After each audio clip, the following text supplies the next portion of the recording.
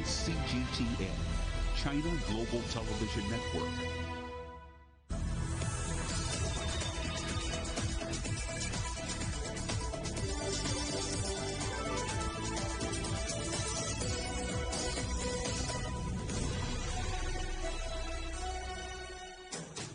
Live from London, this is Global Business. Hello and welcome to the programme. I'm Robin Dwyer. And I'm Juliet Mann. Our top stories. A gunman kills 3 people at a Kurdish cafe in Paris. Police say the suspect has a history of racist attacks. Washington votes on a new $45 billion support package for Ukraine, as Russia says it's making significant progress to demilitarise the country. Russia says it may cut oil output in the new year as Western buyers agree a cap on the import price. And the big freeze. The United States braces for temperatures of minus 40 degrees Celsius in dangerous Arctic conditions. 3 people have been killed after a gunman opened fire at a Kurdish cultural centre and a nearby cafe in central Paris. A number of other people are injured, and a 69-year-old man has been arrested. The Paris prosecutor says he was already known to authorities and was convicted of attacking people at a migrant camp a year ago. We'll be live in Paris a little bit later in the programme.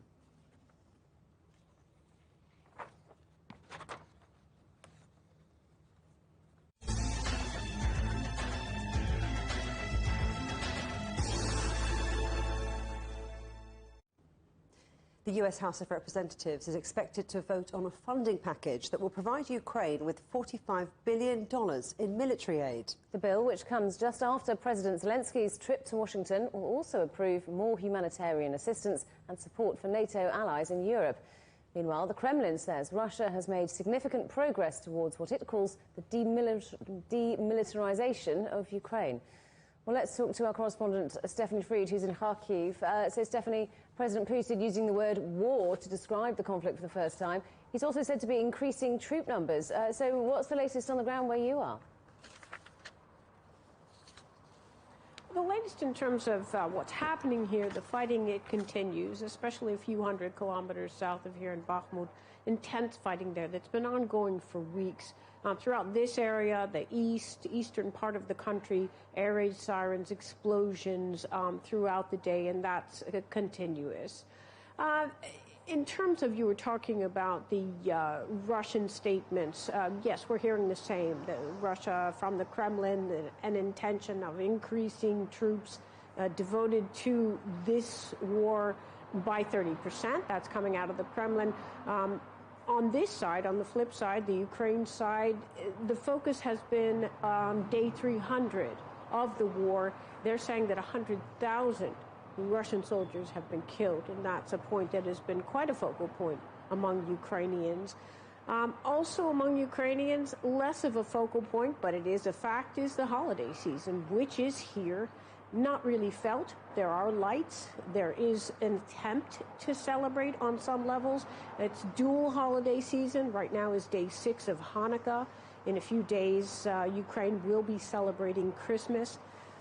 We went out with some people from the Jewish community to see what they're doing to celebrate or try and bring some light into the lives of Ukrainians. Let's take a look. Chabad Kharkiv volunteers and organization leaders are working non-stop this Hanukkah, frying up thousands of traditional holiday donuts for distribution, preparing hundreds of meals every day for Ukrainians in need, housing war-scarred locals on synagogue grounds, distributing generators, supplies, and blankets to people without power, handing out food at the subway station. When somebody's swimming, he doesn't have time to do other things. We are right now in the mode of helping and with the community and trying to get supplies from all over the world and helping. They give to anyone in need, regardless of religious affiliation. Like a big family, you know, very good people. They care about each other and help each other. Give money, give clothes, give food. There were 25,000 Jews living in Kharkiv before Russia advanced on Ukraine last February. Daily heavy Russian assaults on the district forced more than 15,000 to flee. In the name of tradition, Jewish leaders perpetuate Hanukkah rituals. There is candle lighting, and there are donuts, and there's the music that you hear right here behind me. But Hanukkah 2022 in Ukraine is convoluted. Lightheartedness is absent, but holiday symbolism isn't. And when there is darkness, you have to bring light. When people are living a tough time, so your job as a person is to bring light and happiness to the people. So we are doing like Hanukkah, but on the present moment. The present moment in Ukraine means treading water despite exhaustion, They turn off the electricity here. battling the darkest days of winter and war.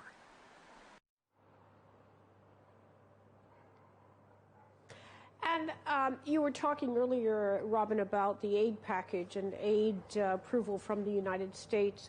Looking at numbers today, an estimated 94 billion euros from 40 different countries was contributed to Ukraine over 2022 in the form of humanitarian, medical, military, and financial aid.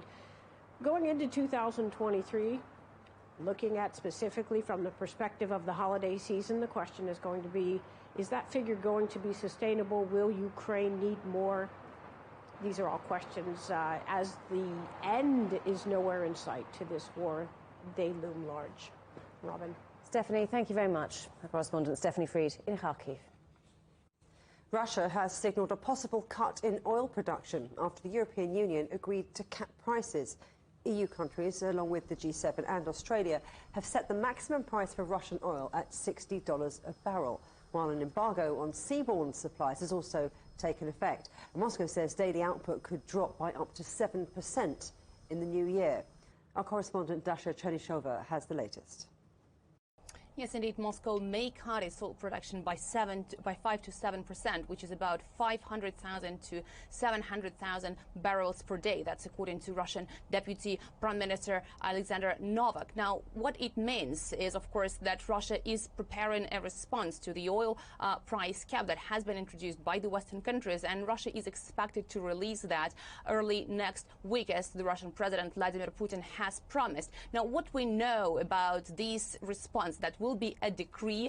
We don't know what preventive measures, as the Russian president has put it forward, will this decree contain. But what certainly it has to deal with is has to ban the supply of oil to the countries that do support this oil price cap. Russia has been saying that this is a non-market measure that will lead to the destabilization of the global energy markets. Now, according to Alexander Novak, the current price of about Brent of about $80 per barrel is quite just, but he said that could increase to 100 in the year to come. So he said his forecast is between 70 to 100. Now, the $60 price cap is well above what Russia is spending on producing oil. But at the same time, we have heard Russia's Alexander Novak, as we have heard Alexander Novak announcing the possibility of the price cap with of oil production. The oil prices worldwide have increased. WTI and Brent have gained by 2%,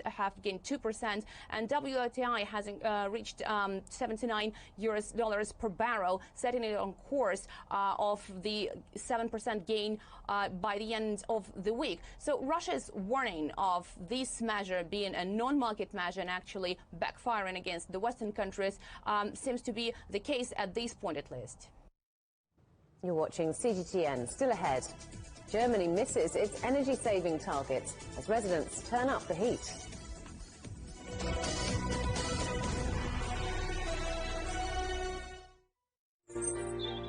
Ever wondered what's the difference between a bear and the bull market? Where are the cash cows? And who are the lame ducks? And what exactly are black swans? Grey rhinos? And unicorn companies? Make sense of it all with Global Business, only on CGTN. There's a new agenda for a new world, accelerating change in almost every part of our lives.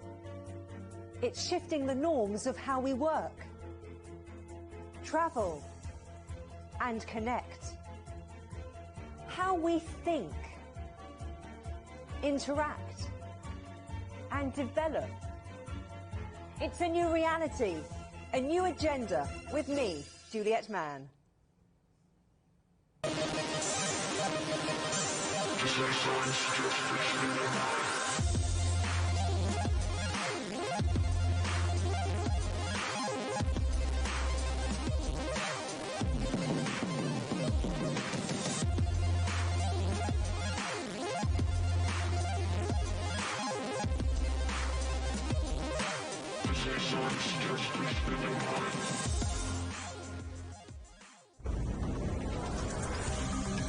This week on Razor, it's our end-of-year special, where we look back at some of the memorable stories we've had the privilege to cover. Obviously, every story I work on with Razor I enjoy and love deeply, but this was one that really stuck with me.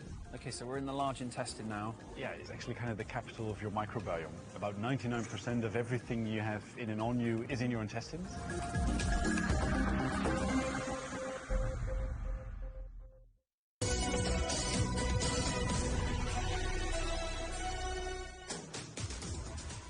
Welcome back to Global Business Europe.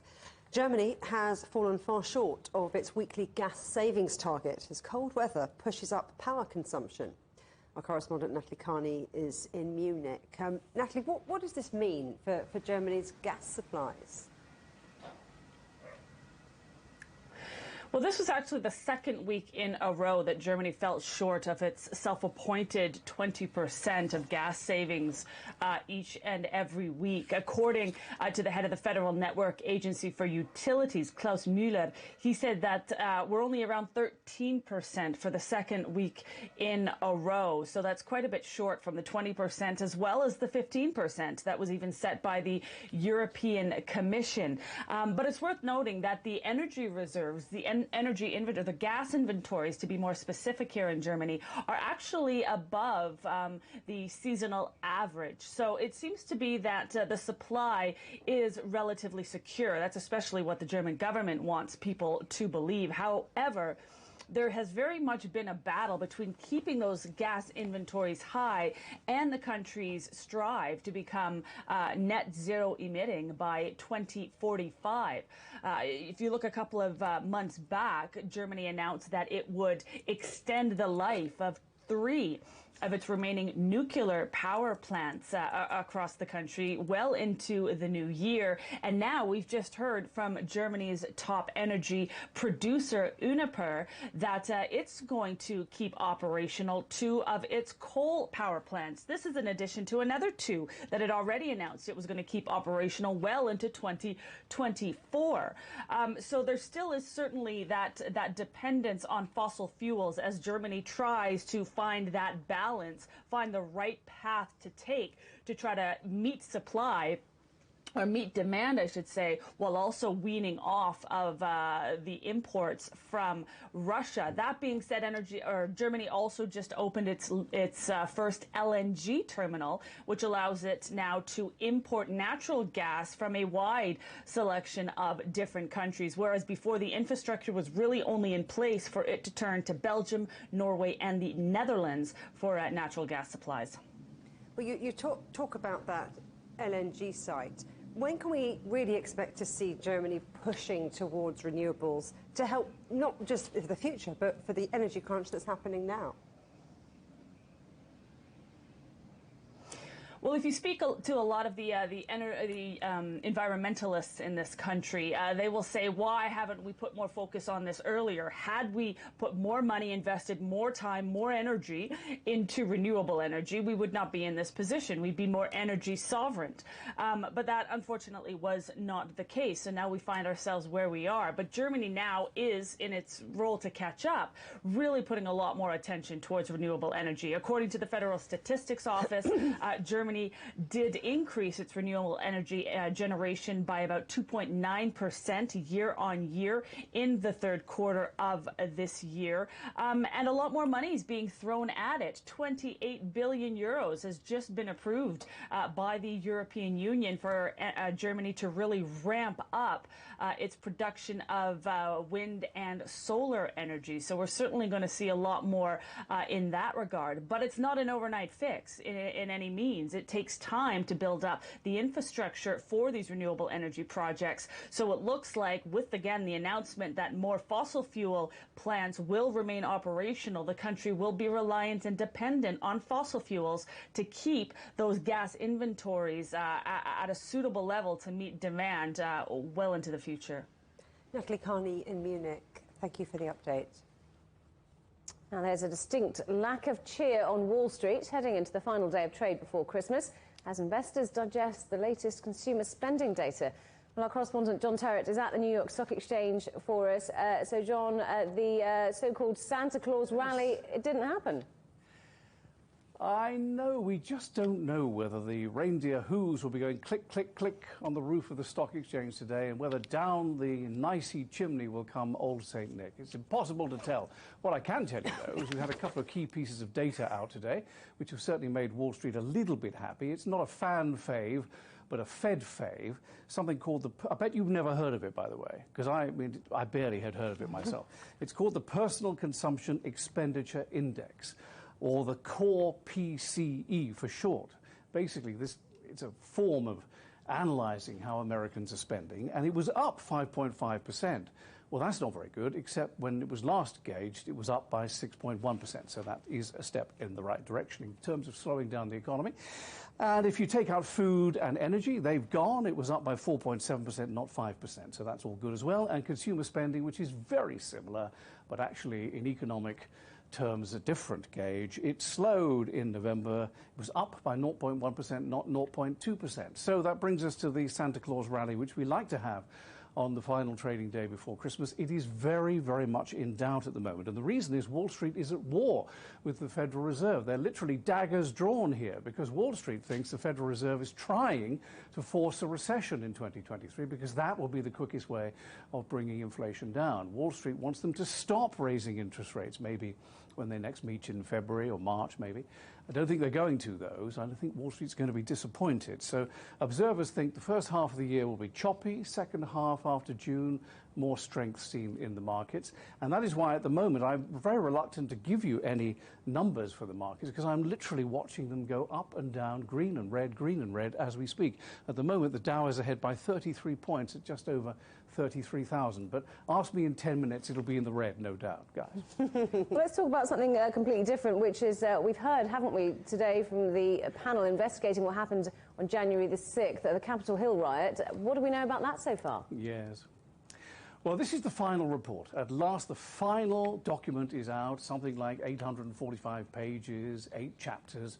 And I'm just going to give you the very basic details now. Basically, it blames President Trump for everything that happened on January the 6th, 2 years ago, that he incited a mob, that he endangered his vice president, Mike Pence, that he knew the supporters he sent up to the Capitol were actually armed. The report pushes back on Trump claims, such as the election was stolen, there were fake electors. It's very critical of what it calls, and I'm quoting now, 180 minutes of dereliction when the president was in the dining room next to the Oval Office, watching what was happening on Fox News, not answering his phone and not doing anything to stop it. The report also cites desperate attempts by the Trump team to overturn the election, including sending Mike Pence to that event on January the 6th with a view to stopping Biden's victory. It links the Trump administration with extremist groups. It does say there were law enforcement and security failings leading up to this, that there was plenty of evidence it was going to happen and it was ignored. It calls for full funding of the Capitol Police. President Trump says it's a witch hunt. Now, Benny Thompson, who is a Democrat from Mississippi who chaired the committee, he says it's a roadmap and he hopes the authorities will use it to bring charges. There is no guarantee no guarantee at all that charges will follow as a result of these recommendations. There are 4 criminal recommendations from the committee. It's not clear the DOJ will pursue them. We'll have to see. In the meantime, finally, President Trump is still running for election in 2024. He remains extremely popular among many people in the country. I think that he's losing the battle to be the Republican nominee a little bit to the Florida governor, Ron DeSantis, at the moment. But do remember, Trump is the great survivor. He seems to survive everything that is thrown at him.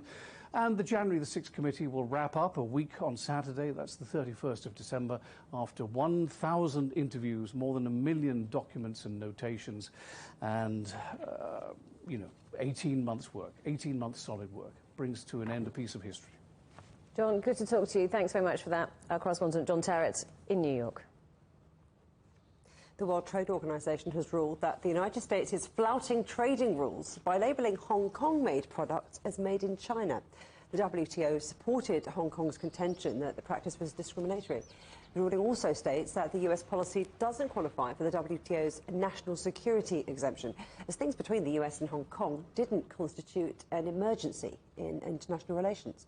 China's Ministry of Commerce says it supports Hong Kong's status as a separate customs territory. The US has called the ruling flawed. Hosuk Kali Makiyama is the director of the European Centre for International Political Economy and a leading trade expert. Good to see you again. Hosuk, can you first of all give us a little bit of background on this? And why did the US change the way they worked with Hong Kong?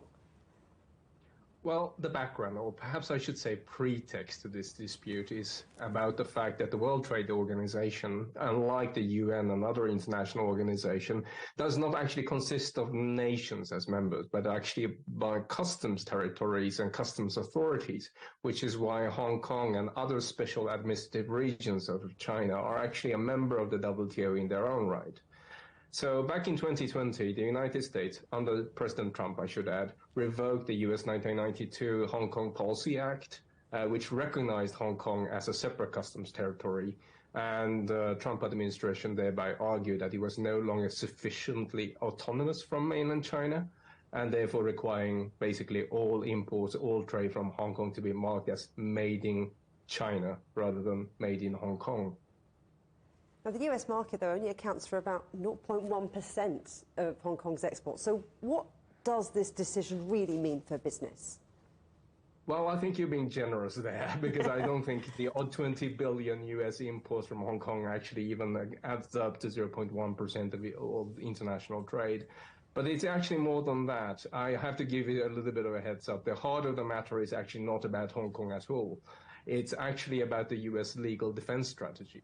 The US basically refused to argue the merits of its case, and there are many lawyers who would actually argue that the United States could have won the case if it actually sat down and decided to actually engage the WTO court and basically argue its technical merits of its argumentation. But effectively, the United States refused to argue and invoked the national security exception under the WTO rules, which are fairly unique. And basically, the jurisprudence of WTO basically says that all rules about fair play, non-discrimination, equal treatment goes out of the window if one of the members basically says it is about an issue it deems as a matter of national security or an emergency in international relations. There's a very complex legal argument here, but basically the WTO panel has decided that there is no emergency between Hong Kong and the United States. It's a bogus argument. There are indications, though, Hosuk, that the US isn't planning to do anything about this, not to do anything differently despite this ruling. So what could this all mean for already tense trade between the US and China? Indeed. I think we shouldn't actually think of the question as lawyers. And if you're in the business and if you're actually importing and exporting and relying on, well, predictable international rules on trade, I think this is more important than ever, because it's not about, as we said, Hong Kong export to the United States. It's actually about all trade with the United States, because what the United States have basically done is that it has very clearly indicated that all these rules that we have built up over the 70 years could go straight out through the window, because as far as they're concerned, all of this was agreed on the understanding that there is a national security emergency brake. If that doesn't exist, everything else is also off the table. We could technically see United States, well, leaving the organization, or at least not recognizing its legal standing. And in the end, in international law, there is no such thing as a world authority. It's all a voluntary contract. United States can say, basically, without this exception, all this market access that we have enjoying the 70 years is actually no longer guaranteed. It's fascinating stuff. Hosukli Makiyama, thank you very much. Inflation in Japan has hit a 40-year high. The cost of goods and services, excluding food and energy, in November rose 3.7% compared to last year, the fastest pace since December 1981. The government's inflation target is 2%. There's pressure on the central bank to rein in its massive stimulus programme, which includes ultra-low interest rates. Foreign direct investment into the Chinese mainland rose 12.2% in the first 11 months of the year to around $178 billion. The service sector saw FDI increase by 0.9% year-on-year, while foreign investment in high-tech industries jumped more than 30%. The former boss of failed cryptocurrency exchange FTX has been released on bail after being extradited to the United States. Sam Bankman-Fried was released on a $250 million bond package while he awaits trial. He's accused of stealing billions of dollars in customer funds in what prosecutors are calling a fraud of epic proportions. Coming up, more than just a snowstorm. Warnings in the United States that rapidly falling temperatures could be highly dangerous.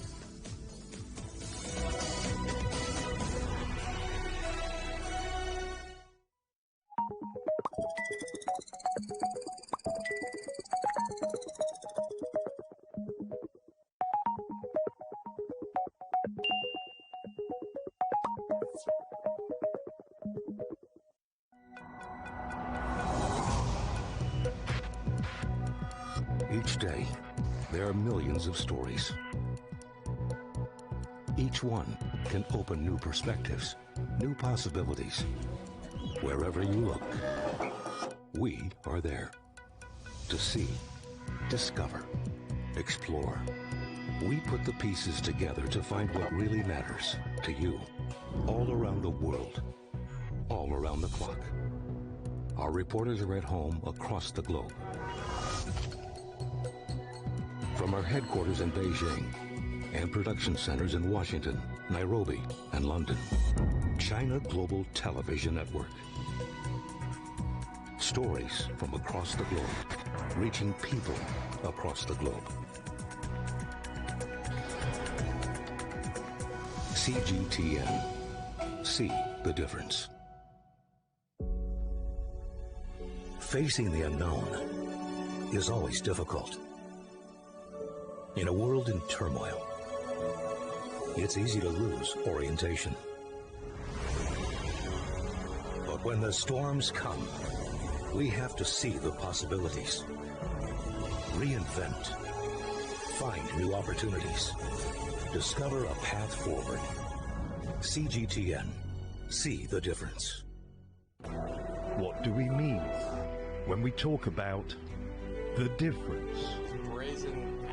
The difference is in the detail, in the background, defense ministers from the wider angle and perspective of every story.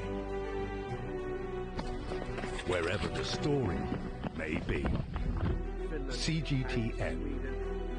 See the difference.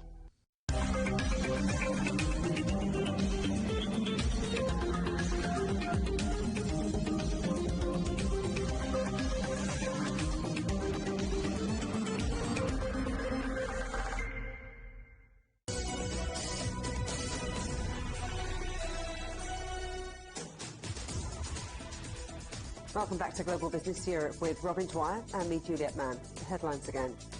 Clashes break out in Paris after a gunman kills 3 people at a Kurdish cafe. Police say the suspect has a history of racist attacks. Washington votes on a new $45 billion support package for Ukraine, as Russia says it's making significant progress to demilitarize the country. Well, let's get more on that top story now, that shooting in Paris. Now, earlier we spoke to Bruno Ahoyo, who's a freelance journalist. It happened at midday, just before midday, in the 10th district of Paris. So actually, it's in the center of Paris, in the Rue d'Enghien, and the main thing happened in the Kurdish Cultural Center. So now, as we go in, the news is that we have three people has been murdered, 3 people has been harmed, and 1 is in absolutely priority. So the assailant is a 69 years old man who already attacked a migrant refugee camp in 2021. How are Parisians reacting to this? I wonder if you can give us an indication of what security is like in the centre of Paris right now. Everybody is so stressed, everybody is so shocked. Unfortunately, that happens often. It happened like one time every 2 years. So it's quite upsetting. Paris is a very lively city, very happy place to live in, and it's really sad, and we are all in shock. Well, our correspondent Ross Carlin is in Paris, in the area where clashes have broken out between police and members of the local Kurdish community. Ross, good to see you. What's happening right now where you are? Yeah, well, just to set the scene for where we're broadcasting, we are actually inside a restaurant which has gone into lockdown because of the situation is so unstable outside. The most recent developments have been that the police are trying to clear this block, and they have been doing so with some pretty rough tactics, beating up members of the public just on the street outside me, firing off rounds of tear gas as well, and they've had to put out some fires which were started by the protesters, setting bins and bikes on fire. All of that happened just after the Interior Minister came to the scene to address members of the press to give the latest updates on the police investigation following the fatal shooting of 3 people this morning in Paris. Just after he finished speaking, a crowd surged, tear gas was fired, and then the whole situation deteriorated. There was even at one point police running away from protesters who were chasing members of law enforcement with wooden batons. Flashbangs were going off, and as I say, tear gas was fired, and the situation was unstable. We've managed to come inside this restaurant to broadcast from in here, but it does still remain pretty unstable outside. Have you been given an update by police? Because you mentioned that they're trying to evacuate the area. And do we know who the rioters are and who they're affiliated to?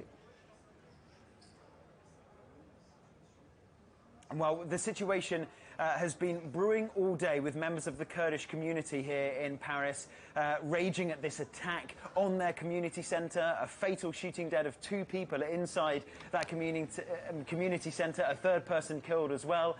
And they said that the man who was carrying out the shooting walked up and down, according to bystanders, serenely, calmly walking up and down the street, shooting at hairdressers, a restaurant, and this Kurdish community centre. That sparks anger, and there were chants and marches and protests late morning and all throughout this afternoon by members of the Kurdish community here, and it seems that that anger has simmered over, is now boiled over. They've been throwing items at the police, and the police have been responding with force, as I say, taking out their truncheons and not afraid to use tear gas as well. Ross Cullen in Paris, thank you for the update. A dangerous Arctic storm has brought heavy snowfall and freezing temperatures to much of the United States. It comes as millions of Americans are preparing to travel for the holiday season. Meteorologists have warned that temperatures could fall as low as minus 45 degrees Celsius in some parts of the country. Our correspondent Hendrik Sybrandy reports. Good day from Denver, Colorado, where the cold has moved in, the bitter cold. This is one of the coldest days that this city has experienced in quite some time. Right now, temperatures are between 2 and 8 below 0 Fahrenheit and between 19 and 22 degrees below 0 Celsius. And by last night, the snow had begun to fall. We had some 4 or 5 inches of snow overnight. All of that snow has now cleared out, but we're left with that bitter cold. And it's impacting people all over the city and all over the middle part of the country right now. Denver has been making some preparations for this, though. They've opened some warming centers in the area to get the homeless off the streets into someplace warm, and for anybody else that needs a warm place to stay and to sleep. The highways in the area are very tricky. Right now, a number of highways in Colorado and points east are shut, portions of highways at least, as they try to clear them. We have blizzard conditions all over the Midwest. Snow squalls are occurring, and this entire system is now moving both south and east and creating quite a problem. One of the issues that folks are dealing with are at the airports. Denver Airport has been affected, so has Chicago's O'Hare Airport, as well as other airports in the middle section of the country. So highways, airports, all of this coming at a terrible time during the holiday travel season. And we expect to have issues not just today, but in the days to come. This particular cold front is expected to affect the area for only a day or two, at least here in Denver. We're expecting temperatures closer to 50 degrees Fahrenheit by this coming Sunday. It's just trying to get to that point from here, and it's going to be another day or so of suffering for the folks in this part of the country. Well, let's talk now to Matthew Capucci, who's a meteorologist in Washington, D.C. Good to have you on the programme, Matthew. Thanks for joining us. So clearly very difficult weather conditions at the moment. What's it like where you are? Most definitely. So I'm here in the nation's capital, Washington, D.C., and the past 2 hours have been crazy. We went from temperatures about, say, 3-4 degrees Celsius, so raining, to suddenly the cold front came through like this. We're getting winds right now gusting to about 60 kilometers per hour, and the temperature is abruptly falling. We're seeing temps right now, -2, -3 Celsius. Tonight, heading down to a low right around, I'd say, -6 or -7 Celsius in many of the areas just outside the city, which is causing a flash freeze. So all the rain that came down earlier on the roadways is turning into ice like this, and the roadways, major interstates, soon to be skating rinks. So we're hearing terms like a weather bomb. Why have there been such extreme temperature drops? Yeah, so a weather bomb or a bomb cyclone is essentially a storm that rapidly intensifies so quickly that it's vacuuming air up and out of the middle, so its pressure drops. And what that does is suck air in from the sides. So in the eastern seaboard, Washington, D.C., Boston, Philadelphia, New York City, they're seeing warm air and rainfall. On the backside, though, it's pulling down cool Siberian air with temperatures near -40 Celsius in spots, wind chills down to -50 Celsius, and that air will linger over the central U.S. for about, I'd say, 2 or 3 days. In between, you have the air masses clashing, causing snow, but that coupled with winds gusting over, I'd say, 90 kilometers per hour, causing blizzard conditions, all at a time of year when about 113 million Americans are expected to travel 80 kilometers or more. So very bad timing. So how does this compare with the kind of weather that you usually see at this time of year? So we're used to seeing big storm systems this time of year. Generally, though, when we talk about bomb cyclones, to rapidly intensify, they need like a heat source or a source of what we call baroclinicity, basically a change in temperature with distance. Ordinarily, that comes from the Gulf Stream. So really, when we see these big bomb cyclones, they're like coastal storms that ride off the coastline and mainly affect the ocean, but throw some precipitation, some rain and snow back at the coast. What's happening right now is that we're seeing a bomb cyclone develop over the Great Lakes, which is pretty unusual, and it's a very strong one. And moreover, you know, on all the Great Lakes, we're seeing waves right now over 6-7 meters in height. We're seeing prolific snowfall, too. So really, both the location of where the storm is and the extent to which it's developing so quickly are rather unusual for this time of year. So, as you point out, it's holiday season, lots of people wanting to travel, possibly to see families. You said some of the roads were going to be like ice rinks. How are people going to be able to get around? How much disruption will there be? So honestly, I think people should just kind of push back their festivities a day if they can. Here on the East Coast, all those major interstates are seeing that flash freeze right now, so they'll be very treacherous later on this afternoon and this evening Eastern time. Over the central U.S., you still have snow falling, and behind the snow, even where it's no longer snowing, where it's sunny, you have the winds, the cold, icy winds from Siberia picking up, and that's lofting the freshly fallen snow, causing what we call a ground blizzard. And the National Weather Service is warning of life-threatening conditions because you have the ground blizzard, you can't see anything, you have temperatures of minus 30, minus 40 Celsius at times. For folks who are traveling, if they do travel, A, they can't see, and B, if they get stuck, they're going to need an emergency kit or something because these temperatures are unsurvivable, really. So people should push back their Christmas a day then. When's it going to start getting better? So we'll see gradual improvement throughout the day on Saturday. I think the afternoon hours will be better. The cold air will still be sticking around, but the winds will slowly start dying down. That said, until then, because the storm is so wide and so windy, about 1,000 miles, roughly like 1,600 kilometers wide, so many folks are seeing wind gusts that we're seeing, thousands of flights canceled. I think the latest count was about like 2,500. So I think Saturday into Sunday will be a better time frame for travel. OK, Matthew Capucci, good to talk to you. Thank you very much indeed for joining us. That's Matthew Capucci, a meteorologist in Washington. The United Nations says China's Tiangong space station presents a big opportunity for international space collaboration. The main structure of Tiangong is now complete, with its latest crew having completed nearly a month of their 6-month stay. CGTN's Roulet has been speaking to Nicholas Hedman from the United Nations Office for Outer Space Affairs and asked him about the potential future involvement of non-Chinese astronauts. Space station, as you say, it is there and it will be open for international projects and research, and it's a truly international effort in that sense. And therefore, this is an amazing achievement, not only for China's national space program, but also internationally for further space exploration, research, and space activities at the international scale. Absolutely fantastic, opportunity for researchers around the world to use the China space station. 9 projects selected from 17 countries will be sent to China's space station in the coming years. These are only the first batch of international projects based on an agreement between the China Manned Space Agency and the United Nations Office for Outer Space Affairs. How do you evaluate this kind of collaboration, and what are the plans for the next batch of international projects? The Office for Outer Space Affairs, we are working closely with China Manned Space Agency, so CMSA. And as you correctly said, 9 projects have been selected.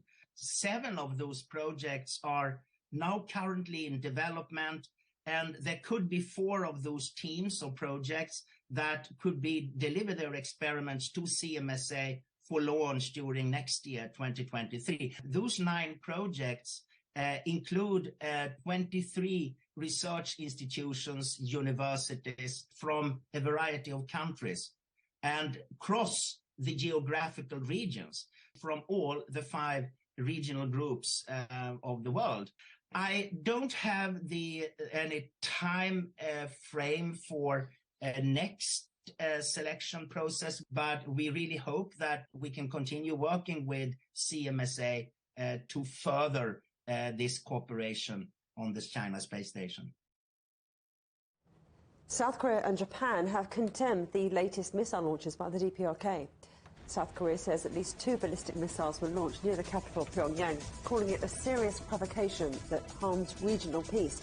Japan launched a similar diplomatic protest through its embassy in Beijing. The missiles reportedly came down in the sea of the DPRK's east coast. A French serial killer thought to be behind a spate of murders in the 1970s and 80s has been released from prison in Nepal. Charles Sobraj is suspected of killing more than 20 Western backpackers throughout Asia and spent nearly 2 decades behind bars. He was nicknamed the Serpent, being slippery and using disguises to evade police. At least 8 people have been killed and dozens more injured in week-long snowstorms in Japan. Record snowfall has blanketed northern and western parts of the country, with some rural areas recording depths of over a metre. Flights have been cancelled and bullet trains are operating at a reduced speed. Pacific island nation of Tonga is still trying to rebuild after January's volcanic eruption. As our correspondent Greg Navarro reports, it's getting help from its neighbours.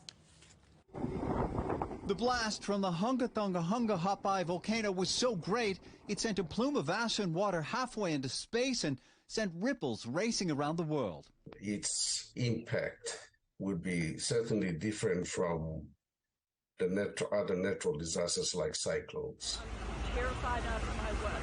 The tsunami that followed destroyed most structures in its path. 6 people were killed, the entire country covered in a thick ash, and communication with the outside world severed. The rebuilding process is still ongoing, and more aid and help is still coming.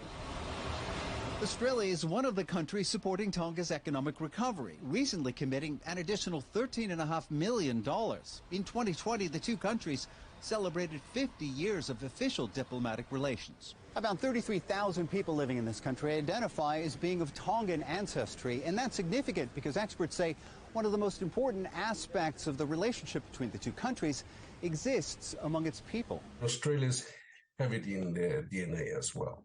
Like you've seen them this year, they've suffered floods, and it's destroyed people's lives.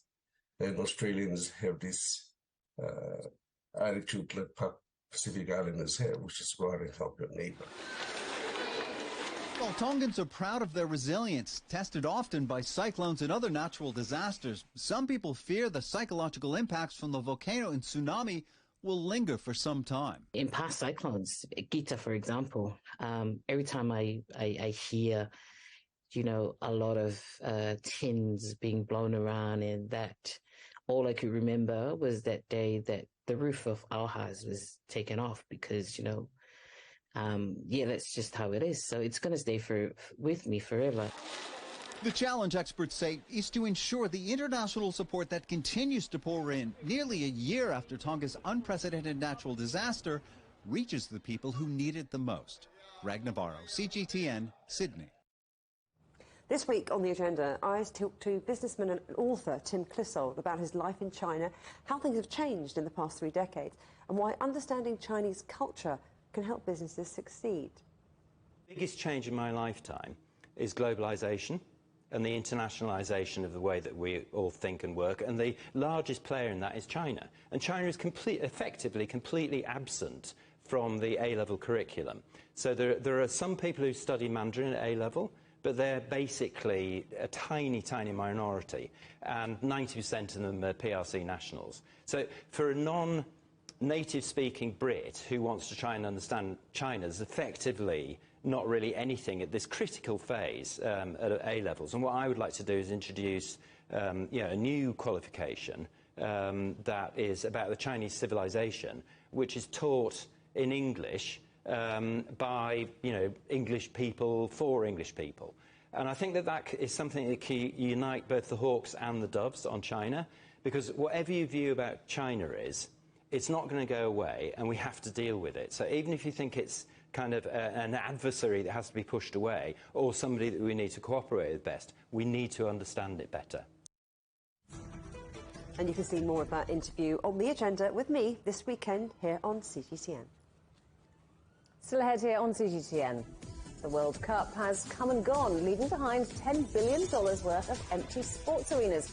So what has Qatar got planned for them? We find out next.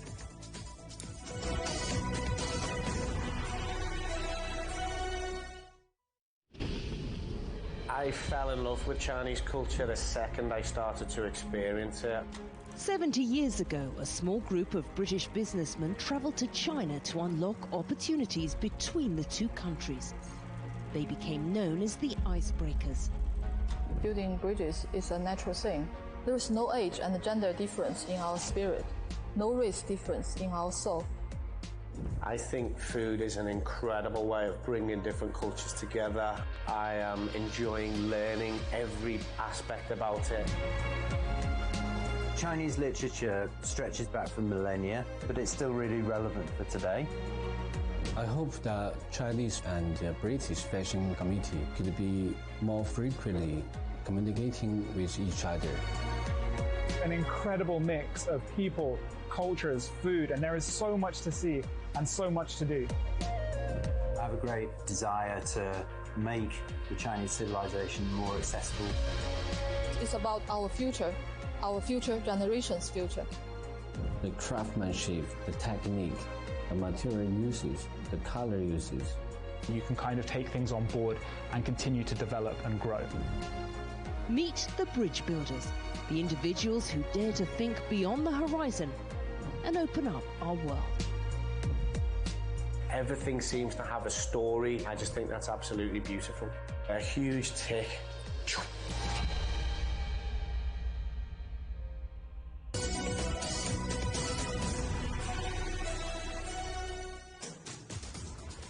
Welcome back.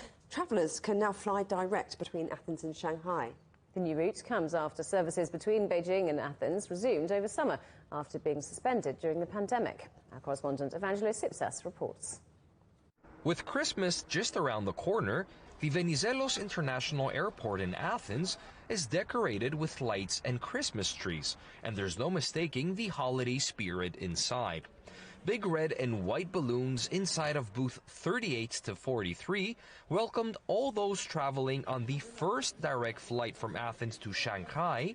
I will definitely come here more often, my friend, because, well, after all, I'm getting a residency card, so I'll have a vacation home in Glyfada, and, direct flight here and there are very convenient. So, of course, I'm going to be a pretty frequent visitor. It's definitely making life better because we have the direct flight from Athens to Shanghai, and also China is opening up at this time, so we are experiencing less quarantine time. So I think it will be good, and it could be better, especially after Chinese New Year, I think. On Thursday evening around 7:30 p.m. local time, the first plane with flight number CA835 operated by Air China, carrying some 300 passengers from Shanghai non-stop to Athens, landed safely. Meanwhile, upstairs at the departure gate, there was another Air China flight going to China. People lined up early to check in their luggage, taking all precautions, using sanitizers, gloves, and masks. The excitement was obvious among the passengers, especially during a welcoming ceremony. Until now, flights from and to China had to make at least one layover of several hours, and passengers would have to undergo numerous of COVID tests. Now that China is loosening up restrictions, and in combination with these direct flights, all that might become something of the past. For some, though, it's not only the convenience of a direct flight, but something even more important. I mean, the two routes, one to Beijing in the northern part of China, one to Shanghai at the southern part of China. And actually, one is the capital, the political capital and the cultural capital. And one at the downside is the economic and the financial capital. So we believe we have got these two routes will enhance the relationship deeper within these two countries. After years of turbulence, the Greek tourism season is on the rebound with record numbers, even higher than those before the pandemic, and that's without Chinese tourists. Now with 2 direct flights every week from Shanghai and Beijing, things are looking up for both countries. Evangelos Sipsas for CGTN, Athens. Researchers in Singapore have found a new way to provide nutrients to growing crops with human hair. They've been extracting keratin from the hair discarded by salons and using it in urban farms to help grow vegetables. Our correspondent Miro Liu explains. Scientists in Singapore can now use discarded human hair to grow vegetables like bok choy and arugula. Developed by a team at Nanyang Technological University, the method involves extracting keratin, a type of protein found in hair, and using it to create a growth medium or a substrate. In hydroponic farming, substrates serve as the foundation and provide water and nutrients to the crops. The substrates that they currently use for farming is not sustainable because those are made from polyurethanes. So it's a synthetic polymer that is not green, not biodegradable, and passive in nature, so they do not offer nutrients to the plants. Keratin is easily extracted from different types of keratinous waste. They are biodegradable, so they leave no trace of solid residuals behind after the crops are harvested. Having proven the concept in the lab, Professor Un is now in talks with local farms to perform large-scale field tests. Oasis Living Lab is one of them. Professor Ng tried to find a substitute in Singapore. Instead of we have to import the peat moss from far away, from the cold country, substrates from overseas, incur carbon footprint, logistics and fuel and petrol and stuff like that. What we are trying to do is that we are trying to see whether we are able to hyper-localize it. Unlike its commercial counterparts, the substrate derived from hair has the ability to absorb and retain nutrients. This could potentially support Singapore's goal of producing 30% of its nutritional needs locally by 2030. It is possible to enhance plant growth, perhaps in terms of a greater yield, also in terms of a better fortification of nutrients within a plant. In these lines of vertical farming racks, you have your usual Asian green leafy vegetables grown from different seeding substrates, cocoa peat, peat moss, and the soon hair-derived sponge-like material developed by Professor An in the lab. David calls his farm Oasis Living Lab, where he wishes to shorten our food cycle by connecting the lab to farm and farm to table. Mira Lu, CGTN, Singapore. Weddings, cricket, shopping centres, health clinics and universities. The final whistle may have blown at the Qatar World Cup, but now the country's focusing on the legacy of hosting a global sporting event and what to do with its $10 billion worth of sporting arenas. Our correspondent Ken Brown reports. This year's World Cup was certainly seen as a success on the pitch. Off the pitch, however, many will question what legacy it will leave. The organising committee spent over $10 billion on 7 new arenas and the reconstruction of another. All but one will change in its size and use. Most will be retrofitted as shopping centres, university grounds, cafes and health clinics. Stadium 974 will cease to exist, in Qatar at least. It is the first fully transportable stadium to be built for a major event. It was made largely from shipping containers, which can be packed away and sent to another continent. The Spanish-based architects got their inspiration from the pop-up stadium from another form of entertainment. So we were thought about this idea of the circus. You know, the circus used to arrive in a city, set up, do the event, and then pack up again, and off they would go. Actually, this was quite a risk we took in the competition at the end, to do a stadium which could be transported to another venue after the event, leaving the site as it was. Sporting white elephants have been an all-too-common theme throughout history. Perhaps the most striking example was the $11 billion spent by Greece for the Athens Olympics in 2004. After the event, many of the venues were left abandoned. Spain has organised its own World Cup bid for 2030 along with Portugal, and it recently invited the Ukraine to join. The idea being that part of its legacy can be to help rebuild roads and other essential infrastructure following the ongoing conflict. Y esa maduración implica que ya no es simplemente... Bids are evolving, and they don't want just visibility for the city now. They want the prestige of the event to be aligned with host objectives, while environmental sustainability and a lasting legacy also play a crucial role. Under recently released guidelines by Europe's governing body UEFA, financial responsibility will play a vital role alongside environmental and social commitments in construction of sustainable sporting infrastructure, in the hope that the white elephants of tournaments past become the one animal that should remain extinct. Ken Brown, CGTN, Madrid. The headlines again. Clashes break out in Paris after a gunman kills 3 people at a Kurdish cafe. Police say the suspect has a history of racist attacks. Washington votes on a new $45 billion support package for Ukraine, as Russia says it's making significant progress to demilitarize the country. And the big freeze. The United States braces for temperatures of -40 degrees Celsius in dangerous Arctic conditions. And that's it for Global Business Europe. Thanks for watching. More on all our stories at europe.cgtn.com, and do follow CGTN Europe on Twitter, Facebook and Instagram. Coming up next on CGTN, it's Africa Live. We'll see you again on Monday. Same time, same place, but from all of the team here in London, goodbye. Goodbye.